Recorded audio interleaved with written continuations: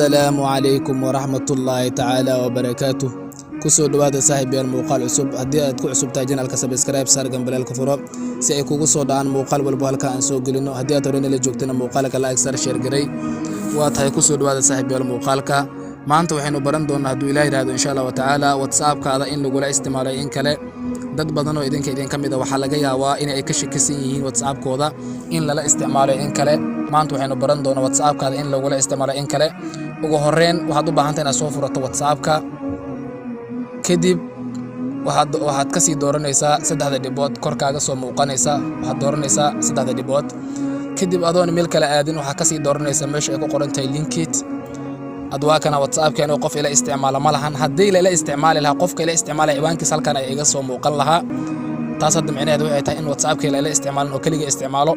adna saad ogaato in lagu isticmaalo in kale ee tilmaamaha raac ugu horreyn soo gal WhatsApp ka kadib dooro saddexda dhibood kor kadib dooro meesha ay ku qoran tahay linkit kadib hadii halkan ciwaan aan kaaga soo muuqanin WhatsApp ka kaliya ayaa isticmaal laakiin hadii ciwaan kaaga soo muuqdaan WhatsApp kaaga waa lagu isticmaalay iska sar ciwaanadaasi aad u maasantiin saaxiibayaal haduu ilaahay raado insha Allah taala muuqaalkana like sar aad u maasantiin والسلام عليكم ورحمة الله تعالى وبركاته.